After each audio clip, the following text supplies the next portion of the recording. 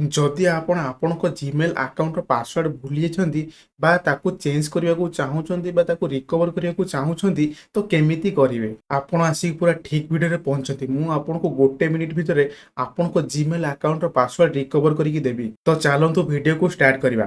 ତ ହ୍ୟାଲୋ, ହାଏ, ନମସ୍କାର, ଜୟ ଜଗନ୍ନାଥ। ମୁଁ ସନ୍ତୋଷ ଆପଣମାନଙ୍କୁ ସ୍ୱାଗତ କରୁଛି ମୋର ଏହି ଚ୍ୟାନେଲରେ। ଜିମେଲ୍ ଆକାଉଣ୍ଟର ପାସୱାର୍ଡ଼ ଚେଞ୍ଜ କରିବା ପାଇଁ ଆପଣ ଆପଣଙ୍କ ମୋବାଇଲରେ ଥିବା ଜିମେଲ୍ ଆପ୍ଲିକେସନ୍ ସେଟାକୁ ଫାଷ୍ଟ ଓପନ୍ କରିବେ।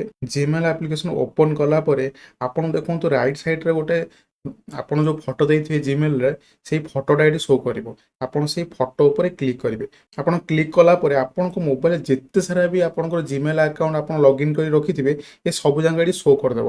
ଶୋ କଲା ପରେ ଆପଣ ଦେଖିବେ ଆପଣଙ୍କ କେଉଁ ଜିମେଲ୍ ଆକାଉଣ୍ଟ ଆପଣ ପାସୱାର୍ଡ଼ ଚେଞ୍ଜ କରିବାକୁ ଚାହୁଁଛନ୍ତି। ତ ମୁଁ ଏଇ ଯେଉଁ ଜିମେଲ୍ଟା ଅଛି ତ ସେଇ ଜିମେଲ୍ଟାକୁ ପାସୱାର୍ଡ଼ ଚେଞ୍ଜ କରିବାକୁ ଚାହୁଁଛି ତ ତାରି ଉପରେ କ୍ଲିକ୍ କରିବି। ଯଦି ଆପଣ ଯେଉଁ ଇମେଲ୍ ଆଇଡ଼ିର ପାସୱାର୍ଡ଼ ଚେଞ୍ଜ କରିବାକୁ ଚାହୁଁଥିବେ ତାରି ଉପରେ କ୍ଲିକ୍ କରିବେ। ଠିକ୍ ଅଛି, ଦେଖନ୍ତୁ ମୁଁ ଏଠି କ୍ଲିକ୍ କଲି। କ୍ଲିକ୍ କଲା ପରେ ଆପଣଙ୍କର ସେଇ ଜିମେଲ୍ ଆକାଉଣ୍ଟଟା ଖୋଲିଯିବ। ଖୋଲିଲା ପରେ ଆପଣ ପୁଣି ଯେଉଁ ରାଇଟ୍ ସାଇଡ଼୍ରେ ଆପଣ କ୍ଲିକ୍ କରିଥିଲେ ଲୋଗୋ ଉପରେ ଆପଣ ସେଇ ରାଇଟ୍ ସାଇଡ଼୍ ଉପରେ କ୍ଲିକ୍ କରିବେ। କ୍ଲିକ୍ କଲା ପରେ ଆପଣଙ୍କର ଏଇ ଟାଇପ୍ର ଆଉ ଥରେ ପଳେଇ ଆସିବ। ଆଉ ଥରେ ଆସିଲା ପରେ ଆପଣ ଯେଉଁ ଜିମେଲ୍ ଆକାଉଣ୍ଟର ଚେଞ୍ଜ କରିବାକୁ ଚାହୁଁଛନ୍ତି ସେଇଟା ପଳେଇ ଆସିବ। ପଳେଇ ଆସିଲା ପରେ ଆପଣ ଏଠି ତଳେ ଦେଖନ୍ତୁ ଲେଖା ହେଇଛି ମ୍ୟାନେଜ୍ ୟୋର୍ ଗୁଗଲ୍ ଆକାଉଣ୍ଟ। ତ ଏଇଥିରେ ଦେଖନ୍ତୁ ମୋ ମୋବାଇଲରେ ଲେଖା ହେଉଛି ମ୍ୟାନେଜ୍ ୟୋର୍ ଗୁଗଲ୍ ଆକାଉଣ୍ଟ। ଆପଣଙ୍କର ଖାଲି ଗୁଗଲ୍ ଆକାଉଣ୍ଟ ବି ଲେଖିପାରେ। ଠିକ୍ ଅଛି, ତ ତା କ'ଣ କରିବେ ଆପଣ ସେଇ ମ୍ୟାନେଜ୍ ୟୋର୍ ଗୁଗଲ୍ ଆକାଉଣ୍ଟ ଉପରେ କ୍ଲିକ୍ କରିବେ। ମ୍ୟାନେଜ୍ ୟୋର୍ ଗୁଗଲ୍ ଆକାଉଣ୍ଟ ଉପରେ କ୍ଲିକ୍ କଲା ପରେ ଆପଣଙ୍କର ଏଇ ଟାଇପ୍ର ଇଣ୍ଟରଫେସ୍ ପଳେଇ ଆସିବ। ଏଇ ଟାଇପ୍ର ଇଣ୍ଟରଫେସ୍ ପଳେଇ ଆସିଲା ପରେ ଆପଣଙ୍କ ଏଇଠି ଦେଖନ୍ତୁ ଗୋଟେ ଲେଖା ହେଇଛି ସିକ୍ୟୁରିଟି ଆଣ୍ଡ ସାଇନ୍ ଇନ୍। ତ ଆପଣ କ'ଣ କରିବେ ସେ ସିକ୍ୟୁରିଟି ଆଣ୍ଡ ସାଇନ୍ ଇନ୍ ଉପରେ କ୍ଲିକ୍ କରିବେ। ସାଇନ୍ ଇନ୍ ଉପରେ କ୍ଲିକ୍ କଲା ପରେ ଆପଣଙ୍କର ଏଇ ଟାଇପ୍ର ପଳେଇ ଆସିବ। ଏଇ ଟାଇପ୍ର ଆସିଲା ପରେ ଆପଣ ଏଠି ଦେଖନ୍ତୁ ଗୋଟେ ଲେଖା ହେଇଛି ପାସୱାର୍ଡ଼। ଠିକ୍ ଅଛି, ତ ଆପଣ କ'ଣ କରିବେ ସେଇ ପାସୱାର୍ଡ଼ ଉପରେ କ୍ଲିକ୍ କରିବେ। ପାସୱାର୍ଡ଼ ଉପରେ କ୍ଲିକ୍ କଲା ପରେ ଆପଣ ଟିକେ ଏଇଟା ବଫରିଂ ହେବ।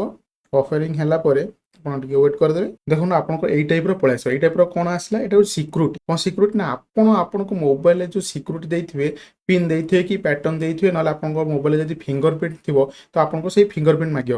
ଯେହେତୁ ମୋର ମୋବାଇଲରେ ଫିଙ୍ଗର ପ୍ରିଣ୍ଟ ଅଛି ତ ମୋର ଏଇଠି ଫିଙ୍ଗର ପ୍ରିଣ୍ଟ ପଳେଇ ଆସିଲା। ତ ମୁଁ କ'ଣ କରିବି ମୁଁ ଏଇଠି ମୋର ଫିଙ୍ଗର ପ୍ରିଣ୍ଟଟା ଦେଇଦେବି।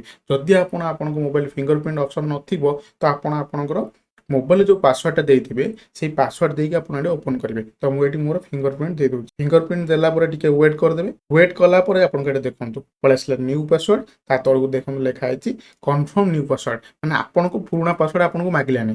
ଯେଉଁଟା ଆପଣ ଭୁଲି ଯାଇଛନ୍ତି ଯେଉଁ ପାସୱାର୍ଡ଼ଟା ସେଇ ପାସୱାର୍ଡ଼ ଆଉ ମାଗିବନି। ଆପଣ ଏଠି କ'ଣ କରିବେ ଆପଣଙ୍କର ଯେଉଁ ପାସୱାର୍ଡ଼ ଏବେ ଦେବାକୁ ଚାହୁଁଛନ୍ତି ନୂଆ ପାସୱାର୍ଡ଼ଟା ଆପଣ ଏଠି ଦେଇଦେବେ। ମୁଁ ଏଠି ଫଟାଫଟ ଦେଇଦେଉଛି ମୋର ପାସୱାର୍ଡ଼ଟା।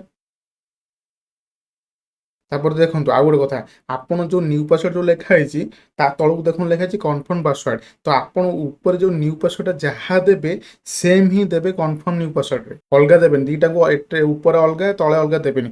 ସେମ୍ ଉପରେ ଯାହା ଦେବେ ତଳେ ସେଇଆ ଦେବେ। ଠିକ୍ ଅଛି, ନ୍ୟୁ ପାସୱାର୍ଡ଼ ଦେଲେ ତାପରେ କନଫର୍ମ ନ୍ୟୁ ପାସୱାର୍ଡ଼ ସେମ୍ ଦେବେ। ସେମ୍ ଦେଲା ପରେ ଆପଣଙ୍କ ଏଠି ଦେଖନ୍ତୁ ତଳେ ଗୋଟେ ଦେଇଛି ଚେଞ୍ଜ ପାସୱାର୍ଡ଼। ତ ଆପଣ କ'ଣ କରିବେ ସେଇ ଚେଞ୍ଜ ପାସୱାର୍ଡ଼ ଉପରେ କ୍ଲିକ୍ କରିବେ। ଚେଞ୍ଜ ପାସୱାର୍ଡ଼ ଉପରେ କ୍ଲିକ୍ କଲା ପରେ ଆପଣ ସେ କନଫର୍ମେସନ୍ ମାଗିବେ। ଆପଣ ସେଇ ଚେଞ୍ଜ ପାସୱାର୍ଡ଼ ଉପରେ ଆଉ ଥରେ କ୍ଲିକ୍ କରିଦେବେ। ଚେଞ୍ଜ ପାସୱାର୍ଡ଼ ଉପରେ କ୍ଲିକ୍ କଲା ପରେ ଆପଣଙ୍କ ଏଠି ଦେଖନ୍ତୁ ଆପଣଙ୍କ ପାସୱାର୍ଡ଼ ଏବେ ସକ୍ସେସଫୁଲି ଚେଞ୍ଜ ହେଇଗଲା। ଆଶା କରୁଛି ଆପଣଙ୍କର ଜିମେଲ୍ ଆକାଉଣ୍ଟର ପାସୱାର୍ଡ଼ ସକ୍ସେସଫୁଲି ଚେଞ୍ଜ ହେଇଥିବ।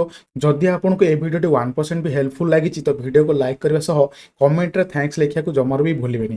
ଆଉ ହଁ, ସବସ୍କ୍ରାଇବ୍ କରିବାକୁ ବି ଜମାରୁ ଭୁଲିବେନି। ତ ଦେଖା ହେବ ନେକ୍ସଟ ଭିଡ଼ିଓରେ।